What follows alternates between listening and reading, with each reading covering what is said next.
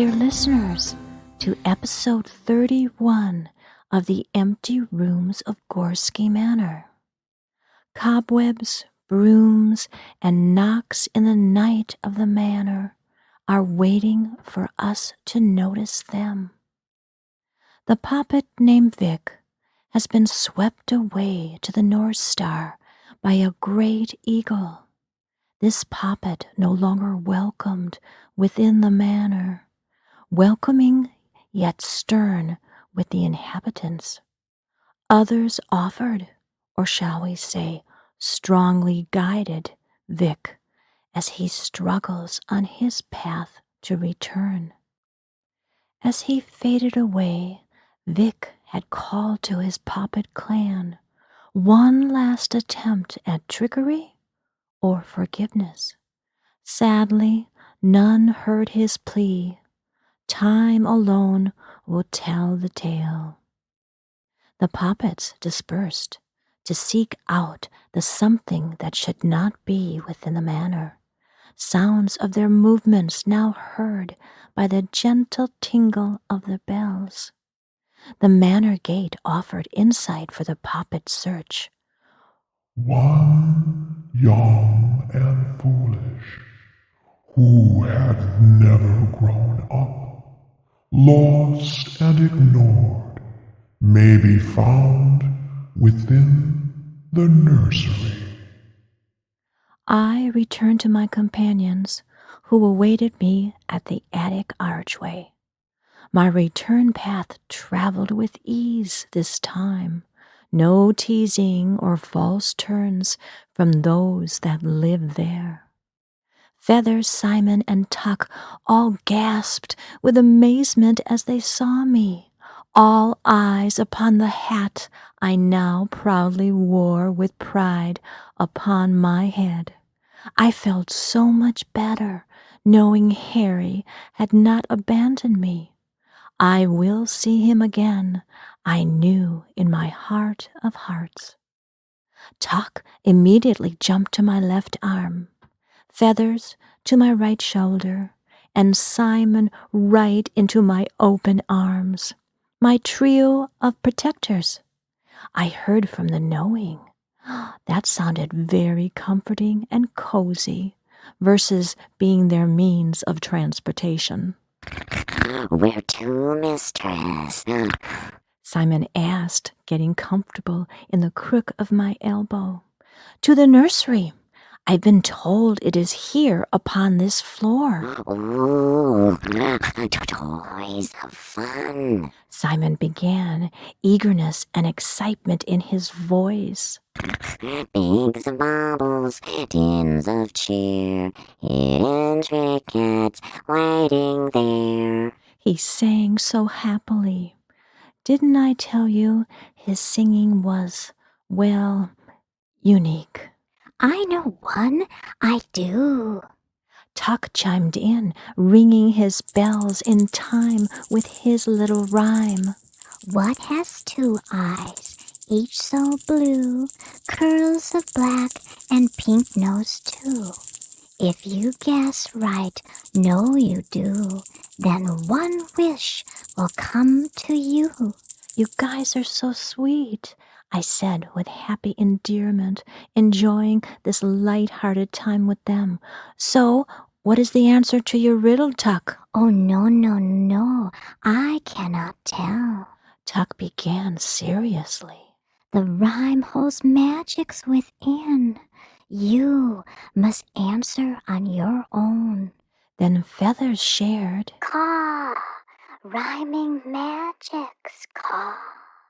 Nursery tales, some of the most powerful, caw, magics of the innocents, caw, caw. As we have seen over and over, the manor does hold all the magics within.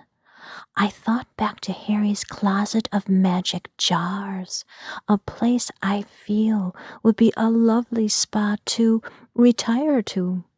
I can see me there beside his blazing, cozy fire, exploring jar after magic jar. A pang of regret made my eyes swell with tears.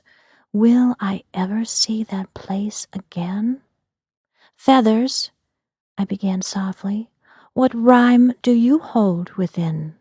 Caw, mistress. She sighed deeply, a catch in her throat, holding back tears, perhaps.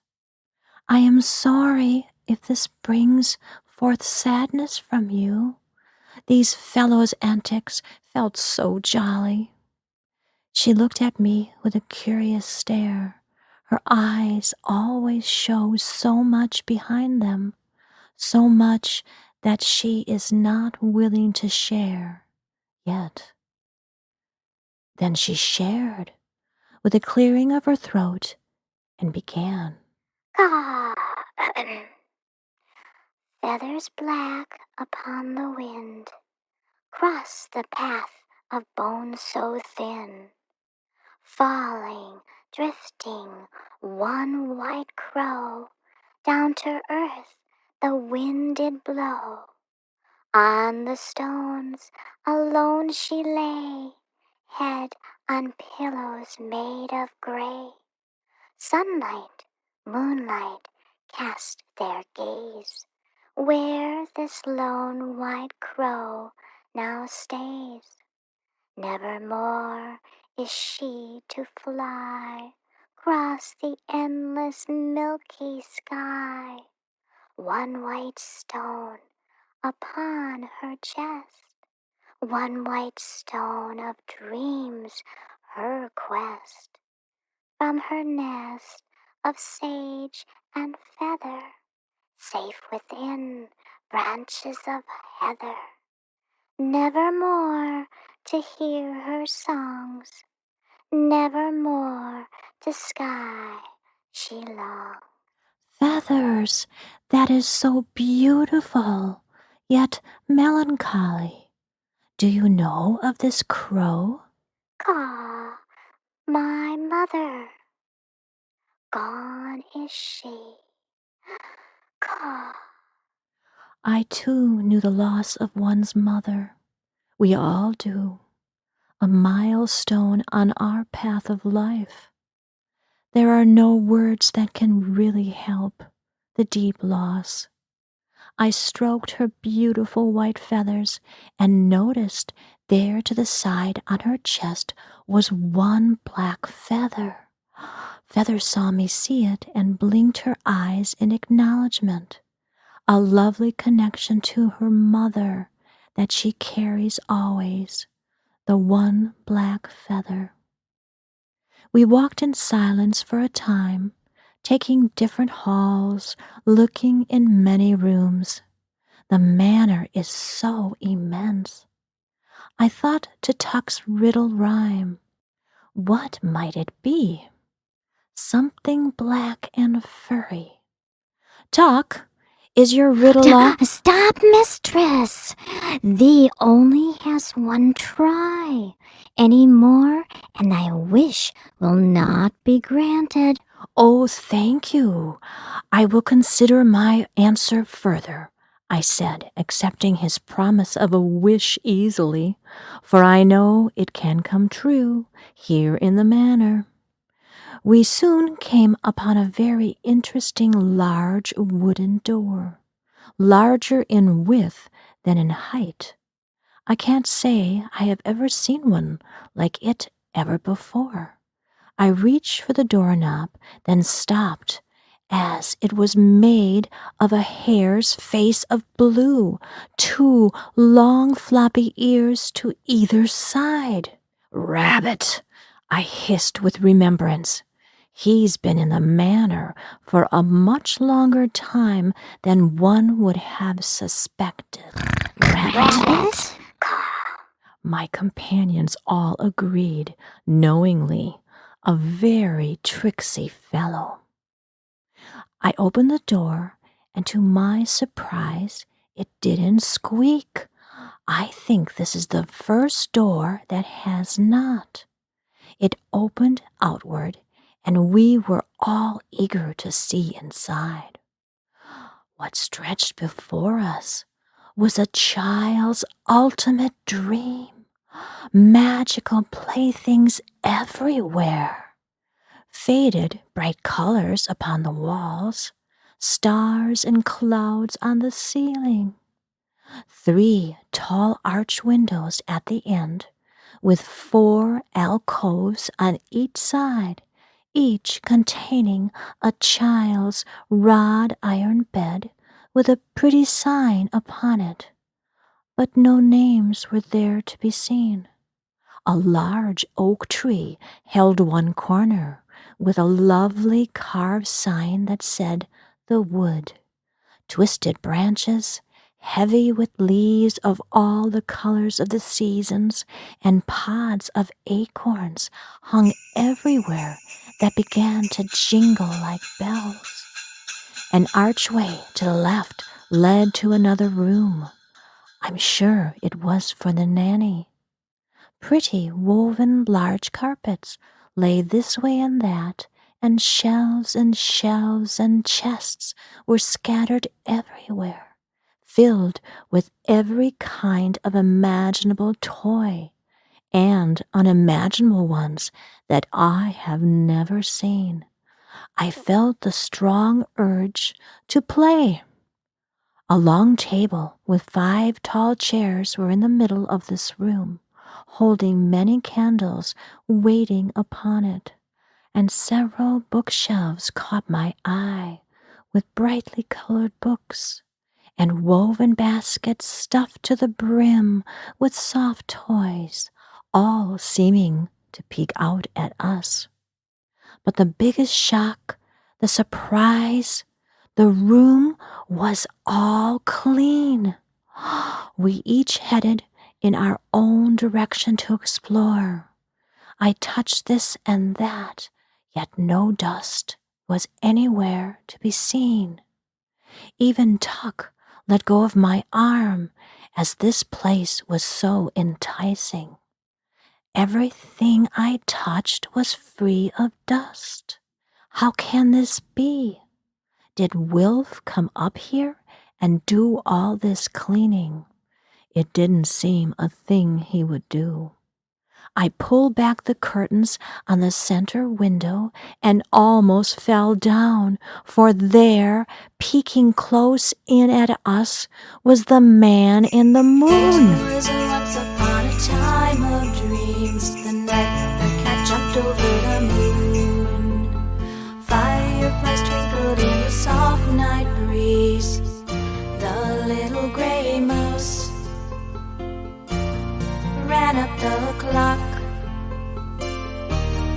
as it struck 4:20 chimes, as it struck 12 o'clock. The curly black sheep looked down the lane to see 5 white geese in a row, to see 5 crowns aglow. Oh, the man in the moon shines through my window, humming a soft tune. It was once upon a time of dreams, the night the cat jumped over the moon. The older woman, she did leave her shoe to sweep the magic dust off of the moon. The blackbird and crow, up in the oak, counted out secrets never spoke, counted out treasures found. The pumpkin and cat, up on the hilltop, sat neath the starlight, sat neath the moonlight. It was once upon a time of dreams, the night the cat jumped over the moon. The older woman, she did leave her shoe to sweep the magic dust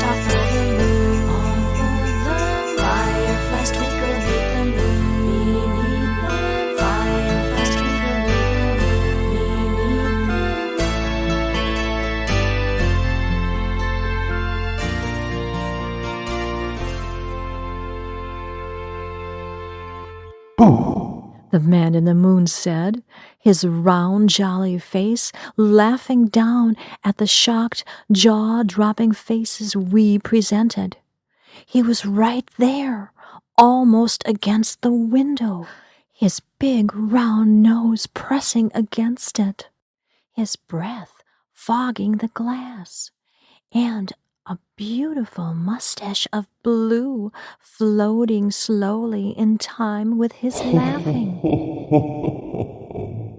Oh, so nice of you. Oh, peekaboo. These curtains closed, since who knows who. Dear madam, tell these babes be yours. The nursery silent now does wake. To live again, magic's at stake. He laughed, looking at me and my companions. No, kind sir, companions they be. Feathers, Simon, and Tuck make 3, I answered without thinking, surprised I was speaking in rhyme. Oh, look, there she fair. What a leap she can do. That there cat that jumps over the moon. He shouted with joy and glee, turning to look at the sky. We huddled together and slowly moved to peek out of the window. And sure enough, there was the full moon in the sky and a lovely orange tiger cat jumping over it. A grandfather's clock on the wall began to chime loudly, with a little gray mouse running up and down, dancing in time with its beat. From the ceiling, sparkles began to fall like moon dust, swirling gently as they fell, and flashing fireflies appeared from the leaves of the oak tree, joining in the dance. I felt as if I was a child again. This room is sheer, innocent fantasy and joy. A curly black sheep walked over from nowhere, followed by 5 large geese with crowns on their heads that waddled by in a row. Oh my, Came a voice from the other room. my, oh my, ta-ta-ta-la. What is going on in here? What is this noise that my ears hear? You were all tucked so warm in your beds. Back to dreamland, my sweet sleepy heads. We turned to see a short, round woman, purple-gray curls peeking from under a colorful felt hat, holding a large cobweb broom in her pudgy hands. She rushed into the room and began to sweep the dust from the shelves and toys and floor. She paid no attention to us, very intent on her chore.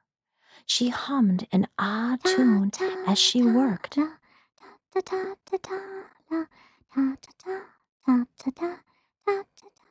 Simon! Feathers! Tuck! She called sternly. To bed with thee! No more play, or there will be piper to pay. Simon, Feathers, and Tuck looked to me for assistance, totally confused.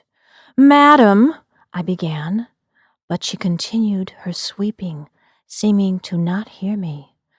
"Madam," I tried again, and still no response. I looked to the man in the moon, and he giggled heartily.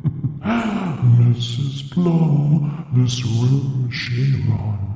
Ne'er a child trick she, 'twas never done. He laughed, enjoying the confusion. "Madam," I said with more urgency, and tried to touch her shoulder, but my hand passed right through her. Yet this seemed to break her spell. She stopped dead still, spun around quickly to look intently into my eyes. which I must say gave me a fright. She continued her firm stare, casting a slow, intense inspection over me. From where did ye enter? To my nursery. We babes need their sleep. Move quietly. Ta-ta, ta-ta, ta-la. She spoke strongly, taking my arm with an odd strength and easily escorting me towards the door. Ta-ta, ta-ta-la. To bed, you three, or all hell shall break free. She called back to my friends harshly, who looked very scared. We seemed to have stepped into some kind of enchantment.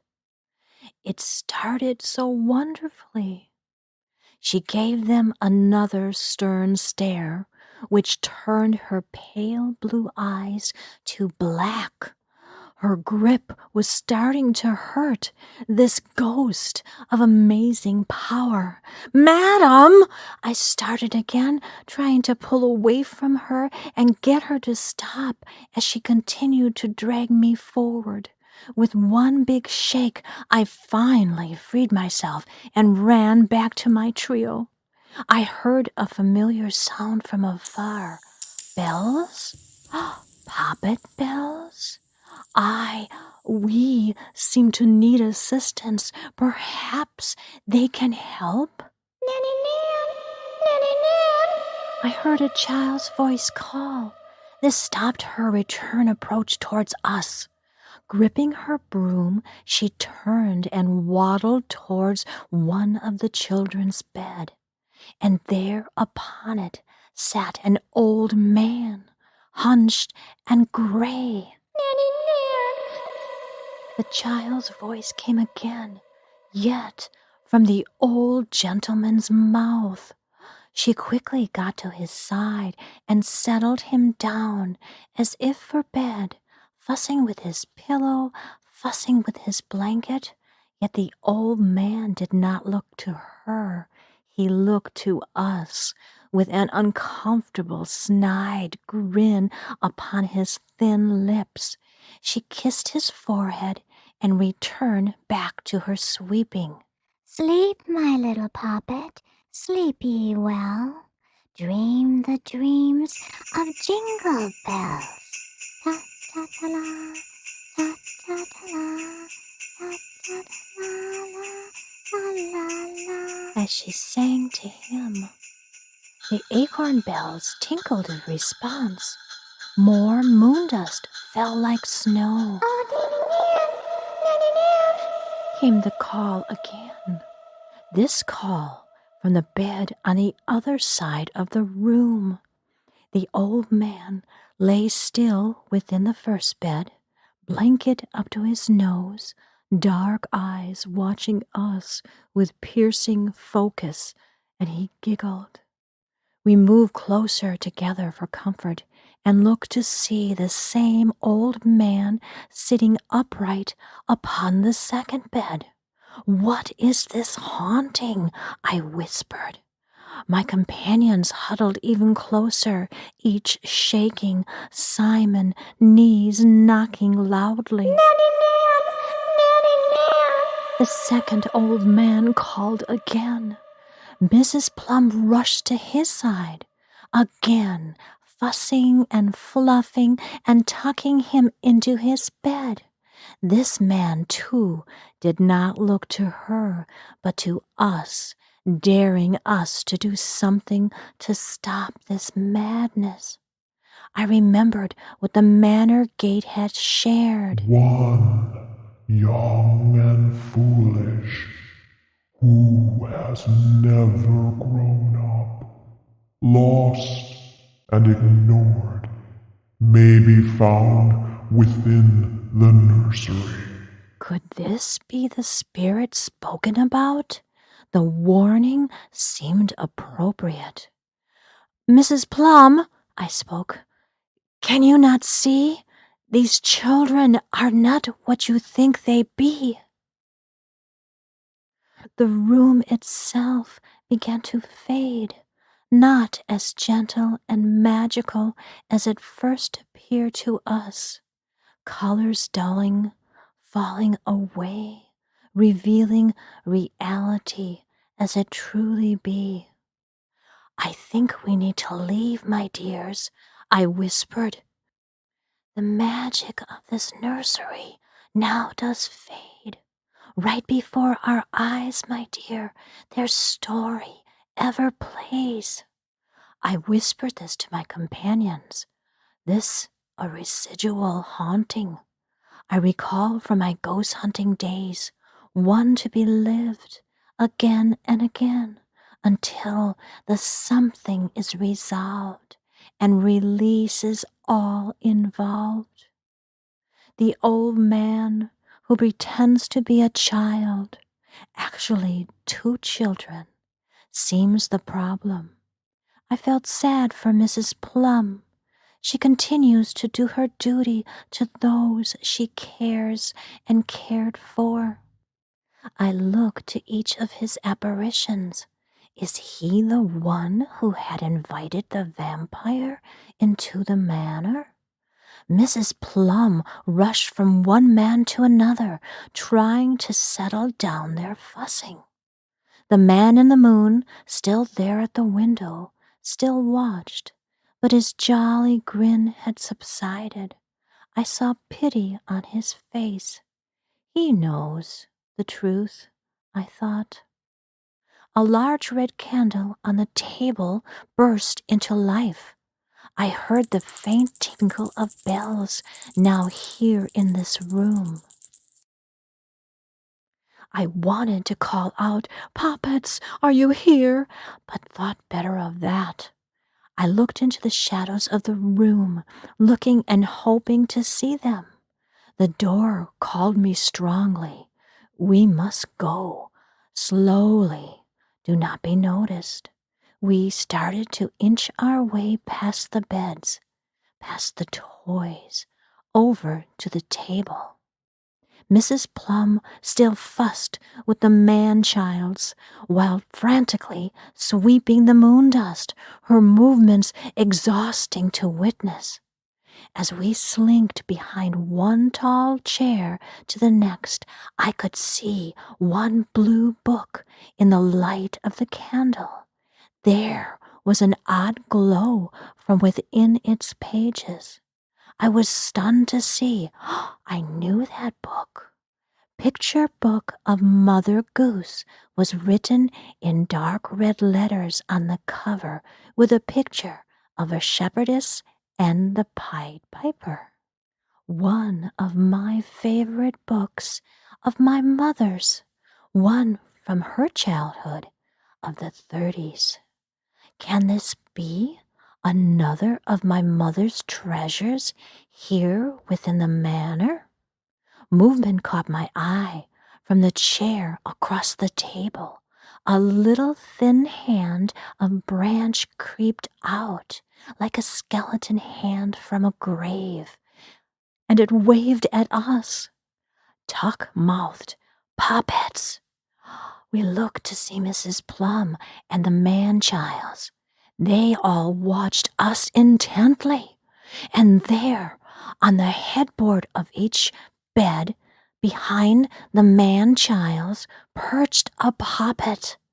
They pressed a finger to their mouths for us to remain silent.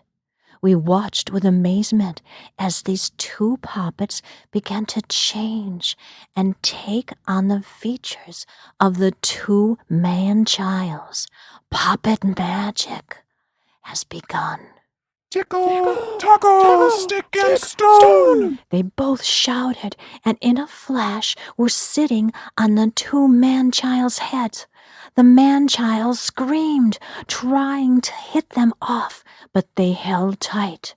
Tick jumped up from the chair, and 2 more poppets appeared from nowhere.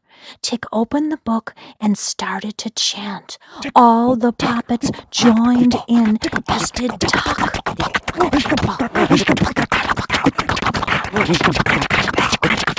Louder and louder they chanted, words I did not know, poppet words. Then the two poppets on the man-child's heads popped.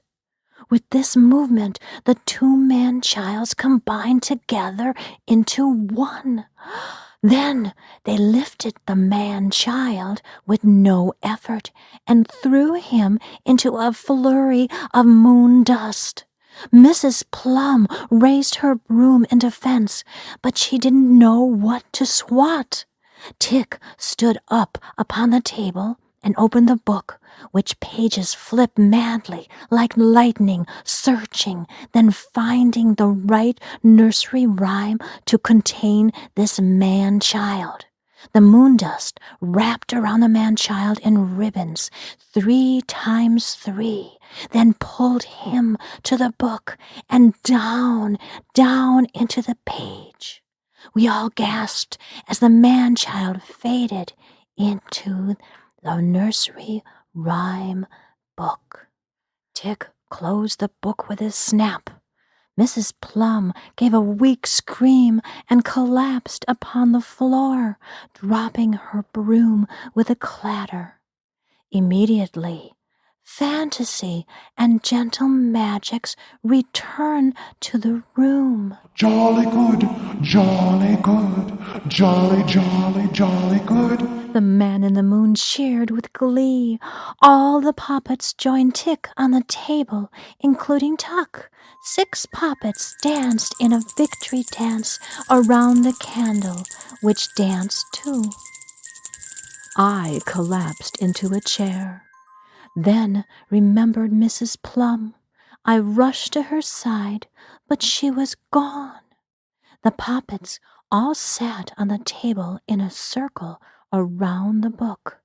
Which rhyme has the man-child been confined to? I asked Tick, as the poppets held hands and whispered a few more magic words. We do not know. The book only knows these things. I noticed the rhyming had ceased. Do you think he was the one who invited the vampire within the manor? The poppets looked from one to the other. No, merry mistress. They all agreed. Our task has just begun. Tuck shared. They all looked to the book, seemingly to consider a big decision. I waited for them to speak and looked to see Simon happily playing with a jumping frog toy. I found Feathers within the oak tree. She seemed to be speaking with it. We each have our magic skill. Tick began. He pointed to the 2 poppets who had confined the man-childs. Stick and Zick have banishing magic. Thank you so much, Zick and Stick, I offered with a grateful smile. Many poppets now roam the halls and rooms on our quest. You will hear them when they are near. Tick continued. Yes, the sound of their little bells is very comforting, as I had just experienced firsthand. The something or someone has hidden well. We will not stop until our task is complete. I was very glad to hear that. I expected them to leave, yet they remained in their circle, gazing at the book. The book has offered us an invitation. Tick said with amazement. Within its pages, we have been welcomed, for nursery rhymes are full of magics. We have accepted the quest, He said quietly, looking to each poppet for agreement. 6 we be, yet sad are we to leave the manor, but just for a time. Tick, stick, zick, flick, wick, and tuck. I didn't quite understand what he was saying. I looked to the faces, the Poppets, coming to talk last, and then I saw it across his face. He was going too. Oh my gosh, my arm felt so empty already without him. Tuck ran to me, holding tightly to my arm one last time. He wiped his tears on my sleeve and looked up to me as more tears flowed freely down his now rosy cheeks. Tuck will always be your Poppet. Forever we be. Tuck offered to console me. Merry mistress, please open the book for us. Farewell for now. Tick said, so fast. My emotions were spinning within me. I gave Tuck a hug, so wanting to hold him back, to beg him to stay. But I knew this was right. This was true. I want to go too. I found myself blurting out. Where did that come from? But I did. I wanted to journey through the book, my favorite book. I picked it up and looked through the pages for what would prove this was really my book. And there it was, on the page of the Muffet Man who lived on Drury Lane, the street my childhood home was on, our crooked street of Drury Lane. On this page rested my mother's obituary, where I had placed it so very long ago. This is my book. This is my book. I do want to come too, I stated with resolve. Feathers and Simon stopped what they were doing and came over to the table. This is the Manor, a place of magics. There must be a way. But as I looked to Feathers and Simon and felt the comfort of the Manor itself, I didn't want to leave them too, or the Manor. I want to do both, I said with conviction. I have seen so much amazement and magic here. Why not? Tuck jumped with joy upon my arm. Yes. Merry mistress is coming too. I looked to the Poppets. Have you not magics? You must know a way. And then I knew, the answer whispered by the knowing. Zick, Stick, you were both able to put the man-child back together as one. Could you not do that in reverse? Yes, please make me too. It sounded so simple. It felt so perfect. Stick and Zick looked to each other. I could see them thinking, figuring it out. They looked to Tick for his agreement. Tick nodded. Tuck cheered again. This we can do. For you, dear merry mistress, we welcome you to the quest. Please open the book. Within it we must look. Tick said with authority, and I did. And the page was the rhyme of the Muffin Man on Drury Lane. Tuck and I joined the circle, and the Poppets began to hum. I joined in the traveling spell, for that is what it be.